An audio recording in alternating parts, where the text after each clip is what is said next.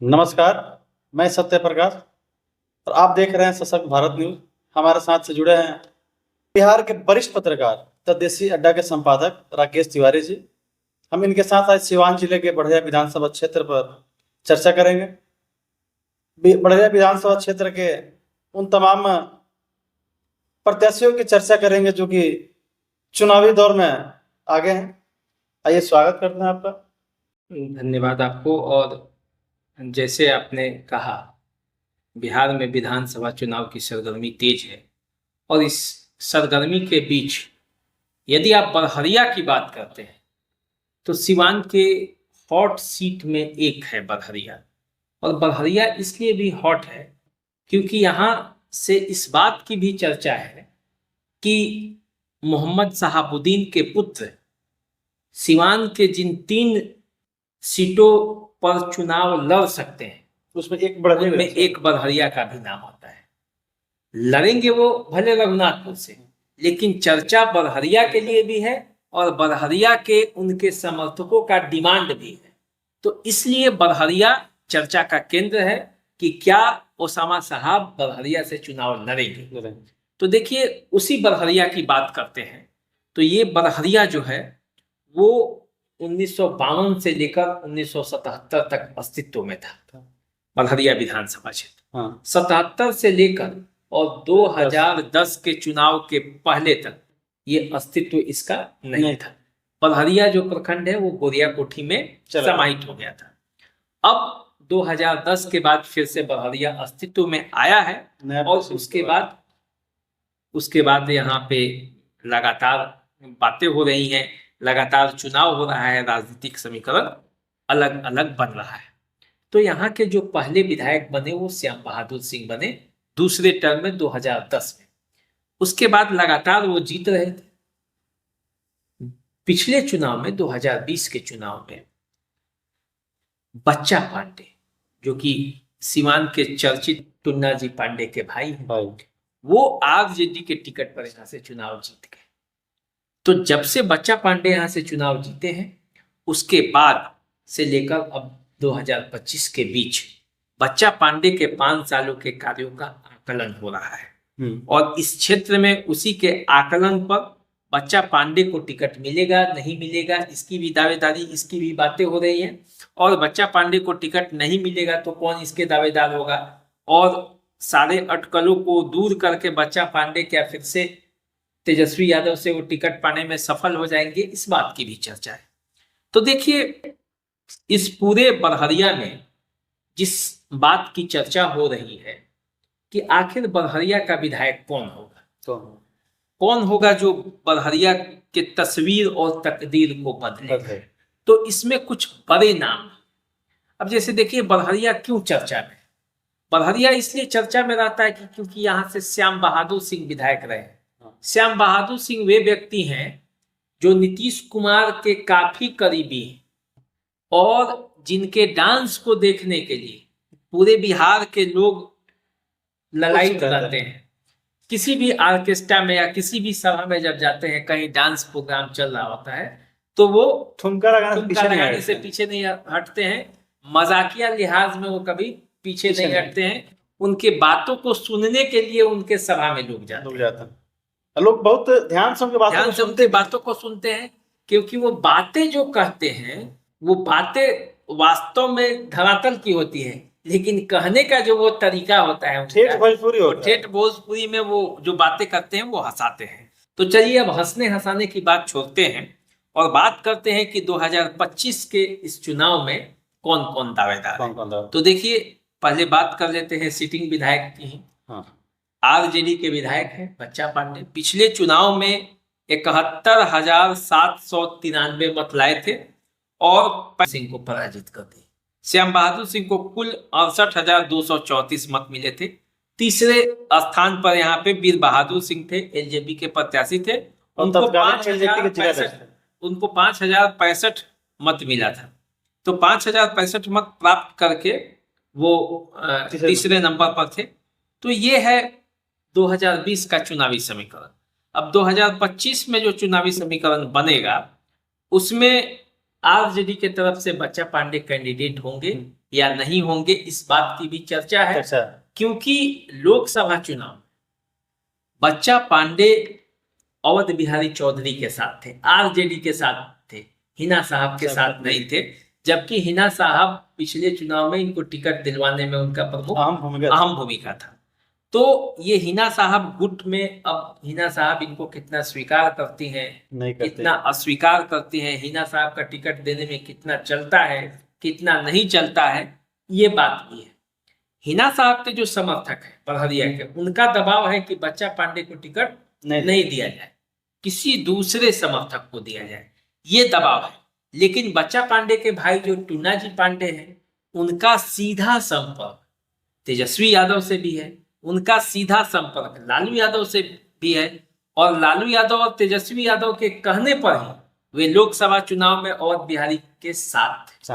हालांकि वे कहते थे कि साहबुद्दीन साहब के परिवार के साथ हम खड़े रहेंगे, लेकिन जब बातें आई, चुनाव आया, तो वे साथ खड़े नहीं थे, क्योंकि उन्होंने आरजेडी छोड़ दिया था। तो अब जो है बच्चा पांडे के टिकट इस बात पर निर्भर है कि तेजस्वी यादव क्या सोचते हैं, लालू यादव क्या सोचते हैं। तो ये मामला है। अब दूसरा नाम जो आता है आरजेडी के कैंडिडेट के रूप में, जो सबसे बड़ा नाम और आता है, वो है डॉक्टर अशरफ अली के। मुस्लिम कैंडिडेट के बारे में यदि आप देखेंगे, गरीब अस्पताल चलाते हैं, निर्दलीय प्रत्याशी के तौर पर पिछला चुनाव लड़े थे, हालांकि बहुत कम वोट आया था। हालांकि वहां के लिए बहुत चर्चित चेहरा है, जमीनी स्तर के जुड़े हुए। और जब आरजेडी से अलग हो गई थी हिना साहब, तो इनकी पत्नी डॉक्टर साइका नाज जो है, वो जब तेजस्वी यादव के मंच पे बैठी थी, तो ऐसा लग रहा था कि हिना साहब ही बैठी है। इस बात की भी चर्चा हो रही थी, तुलना हो रहा था कि क्या जो साइका नाज है हिना साहब की जगह ले लेंगी, क्या अगले चुनाव में उनको टिकट कहीं आरजेडी न दे दे। हालांकि अवध बिहारी चौधरी को टिकट मिला। तो ये देखिए, ये पूरा समीकरण है। अब इसी बड़हरिया में आरजेडी के जो एक सशक्त उम्मीदवार का चर्चा सबसे ज्यादा हो रहा है, वो है अरुण गुप्ता। अरुण गुप्ता सीवान के जाने माने व्यवसायी हैं। उनका व्यवसाय बहुत बड़ा है, और पचरुखी में उमेद पैलेस, जो हमको लगता है कि बिहार में एक बहुत बड़ा स्थान रखता है, उस उमेद पैलेस बनने की भी एक कहानी है, और उनके बेटे से वो कहानी जुड़ी है, बेटे की शादी से। और वो कैसे बना, राजस्थान में वो लोग गए हुए थे शादी बेटे के करने के लिए, और वहाँ पैसा ज्यादा मांग रहा था। तो जो उनके साथ गए थे, उन्होंने कहा कि इतने पैसे में तो हम सीवान में आपके जमीन पे ही बनवा देंगे, इसी तरह का। तो वो उमेद पैलेस जो राजस्थान का है, उसी के नाम पे बना, उसी के नाम का, उसके मतलब उसी नक्शे पे यहाँ पे सीवान में है। अब शादियों के लिए लोग जाते हैं, बड़ी शादियां, जो सीवान जिला का सबसे बड़ा, सीवान जिला नहीं, मुझे तो लगता है कि पटना में भी वैसा बहुत बड़ा होटल, तो वो बहुत आकर्षण का केंद्र है उधर का। तो वो अरुण गुप्ता के नाम की चर्चा हो रही है, अरुण गुप्ता चुनाव लड़ना चाहते हैं। अब देखिए, यहाँ से चर्चा इंद्रदेव प्रसाद के बेटे संजय भगत की भी है। वो आरजेडी के वहां से चुनाव लड़ना चाहते हैं, आरजेडी के टिकट पर। आरजेडी के वो पुराने, क्योंकि इनके पिताजी पुराने सिपाही रहे हैं, वो साहबुद्दीन साहब के जमाने के वो रहे हैं। तो इस तरह से प्रसाद कई बार विधायक रहे हैं, और लालू सरकार में मंत्री भी रहे हैं। तो इसलिए संजय भगत चाहते हैं कि उनको टिकट मिले, और पिताजी के विरासत को आगे ले जाए। तो ये आरजेडी का पूरा ये है। इसके अलावा भी कई नाम हैं, और कई नाम छुपे हुए भी नाम है, तो वो आएंगे समय पर, अभी समय है। इसके अलावा जब आप बात कीजिएगा कांग्रेस के, तो यहाँ से रिजवान अंसारी कांग्रेस के प्रत्याशी के रूप में चुनाव लड़ना चाहते हैं, और रमाकांत सिंह पहले भी चुनाव लड़ चुके हैं, कांग्रेस के नेता हैं, अच्छे खासे समाज सेवी में इनकी गिनती होती है। तो ये चुनाव कांग्रेस के टिकट पर ये चुनाव लड़ना चाहते हैं। अब देखिए, बात करते हैं जनता दल यूनाइटेड की। एनडीए फोल्ड में आते हैं। एनडीए फोल्ड के भी कई नेता हैं, बड़े बड़े दावेदार हैं। सबसे बड़े दावेदार तो श्याम बहादुर सिंह ही हैं, जो यहाँ से कई बार विधायक रह चुके हैं। इससे पहले जीरादेई से वो विधायक थे हाँ। और कयास लगाया जा रहा है कि पार्टी उन्हीं को उनको प्राथमिकता टिकट देगी, उनको प्राथमिकता देगी। हालांकि यदि उम्र बाधा बनेगा तो वे अपने बेटे संजय सिंह को भी आगे कर सकते हैं। और संजय सिंह पचरुखी प्रखंड के मुखिया संघ के अध्यक्ष भी हैं, व्यवसायी हैं, युवा हैं, शिक्षित हैं, और लोगों से पिताजी के साथ वो घूम घूम कर अपनी एक पहचान बनाए हुए हैं। तो वो एक संजय सिंह को भी मौका मिल सकता है। अब देखिए यहाँ पे इंद्रदेव पटेल है, ये जिलाध्यक्ष रह चुके हैं जनता दल यूनाइटेड के, बड़े नाम है, लंबे समय अजय सिंह के भी करीबी रहे हैं, और जनता दल यूनाइटेड में वो नीतीश कुमार के भी करीबी रहे। तो उनको वो टिकट के वो दावेदार हैं। पिछली बार भी दावेदार थे, पिछली बार टिकट नहीं मिला था, इस बार भी वो दावेदार है। देखिए क्या होता है।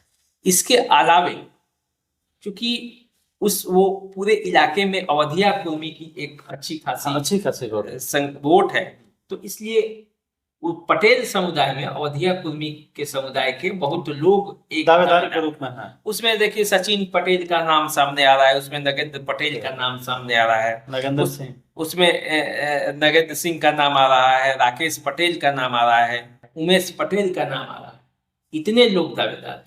इसके अलावे वहां एक ही चीज वहां विशेष फोकस रख रहा है कि पटेल समुदाय जाति का वोट संख्या बहुत ज्यादा और निर्णायक रूप में है ये। हाँ, इसके अलावे वहां पे नंदलाल कुशवाहा भी दावेदार हैं। तो ये कुल मिलाकर देखा जाए तो ये जनता दल यूनाइटेड की पूरी लिस्ट थी। इसके अलावा बीजेपी की यदि बात करें तो राहुल तिवारी जो अभी जिलाध्यक्ष हैं वो दावेदार हैं वहां से बीजेपी के टिकट के। धर्मेंद्र सिंह पटेल भी बीजेपी के वहां नेता हैं, वो भी इसके दावेदार हैं। और सिंह पटेल पिछले चुनाव निर्दलीय लड़ चुके हैं। हाँ, वो लड़ चुके हैं, उनका कारोबार है, काफी लंबा चौड़ा कारोबार है, तो वो भी एक है। इसके अलावे जो बड़हरिया में सबसे चर्चा का केंद्र है एनडीए में, वो है कि लोजपा के जो रईस खान है, खान बंधु जिनको कहते हैं, वो चाहते हैं कि वो चुनाव लड़े रघुनाथपुर से, और उनके भतीजा सैफ खान चुनाव लड़े बड़हरिया से। लेकिन आखिर लोजपा को सिवान में सीट कितना मिलेगा, बात ये है। लेकिन दावेदारी उनकी भी है, चर्चा उनका भी है कि यदि मान लीजिए कि कहीं रघुनाथपुर से टिकट नहीं मिले तो बड़हरिया से भी वो चुनाव लड़ सकते हैं। हालांकि वो नजर दोनों सीट पर, दोनों सीट पर नजर है, दोनों सीट हमारे परिवार में ही है। हाँ, लेकिन जो मुझे सूत्रों से जानकारी मिल रही है, दोनों सीट तो नहीं, एक सीट मिल सकता है कोई ना कोई। तो अब देखिए क्या होता है। एक और चीज है जहां तक चर्चा का विषय है कि लोजपा चक्कर में सिवान में कम से कम एक सीट मिले, लेकिन लोजपा ये भी नहीं चाह रही है कि हम किसी ऐसे दागदार व्यक्ति को वहां से कैंडिडेट बनाएं जिससे हमारे पार्टी की छवि धूमिल हो सके। ये भी एक चर्चा का बिंदु है। हालांकि विचार चिराग पासवान और लोजपा कर रही है। हालांकि आप यदि लोजपा के इतिहास को देखिएगा तो लोजपा में वे सभी दागेदार चुनाव लड़ते रहे हैं जिन पर बिहार में बड़े बड़े दाग थे। सूरजभान सिंह, रमा सिंह, राजन तिवारी, सब तो लोजपा के प्रोडक्ट है। मुन्ना शुक्ला भी थे। उसके बाद और कई, मतलब आप देखिएगा तो जब गिनती लोग रहे, लेकिन अभी अपना पांडे छवि बदलने की प्रयास में लगे। हुलास पांडे भी अभी हैं। तो आप देखिएगा तो वो दाग जो है वो अच्छे हैं। जीत होना चाहिए, जीत के लिए चुनाव लड़ना है। कैंडिडेट कोई भी हो, कैंडिडेट वो कंप्रोमाइज कर लेते हैं। पहले का इतिहास रहा है, अब चिराग पासवान क्या करते हैं वो देखना है। अब देखिए यहाँ पे पीढ़ी है, बदलाव की सोच रहे हो। निश्चित रूप से बदलाव के लिए सोचते हैं, लेकिन अतीत भी जो है वो पीछा करता है। बिल्कुल। तो पीछा नहीं करता तो उनको ज्वाइन ही नहीं कराते। बिल्कुल। तो यदि ज्वाइन करने के लिए प्रोग्राम हुआ था तो ज्वाइन कराए हैं, तो इसका मतलब है कि कुछ ना कुछ बातें हैं। अब देखिए जन सुराज के भी यहाँ से प्रत्याशी हैं। गजाधर सिंह व्यवसायी है, वो बड़े स्तर के व्यवसायी है, वो प्रयासरत है। इसके अलावे अब्दुल हमीद उर्फ चुन्नू बाबू प्रयासरत है। इनके पिता इसी बड़हरिया विधानसभा क्षेत्र के 2 बार के विधायक रह चुके हैं। स्वतंत्रता सेनानी भी थे। तो 77 के पहले वो चुनाव हालांकि जीते थे। तो अब देखा जाए तो बड़हरिया का गेम जो है वो फाइनल स्टेज में है। यहाँ पे चुनावी मैदान में सब चुनाव लड़के जीतना चाहते हैं, पार्टियों के पास पहुंच रहे हैं कि टिकट हमें मिल जाए। अब देखना यह है कि टिकट किसे मिलता है। सब लोग लगे हुए हैं, प्रयास चल रहा है, चुनावी मैदान सजा हुआ है। आगे क्या होगी, क्या रणनीति रहेगी, ये पार्टियों पर निर्भर कर रहा है, जनता पर निर्भर कर रहा है। जनता का जनादेश कहाँ जाएगा, किसके साथ जाएगा। इन सब के अलावा आप हमारे साथ जुड़े रहिए और अपने अपने क्षेत्र के तमाम खबरें और साथ ही राजनीतिक मुद्दे, राजनीतिक चर्चा हमारे साथ देखते रहिए, बने रहिए। धन्यवाद। नमस्कार।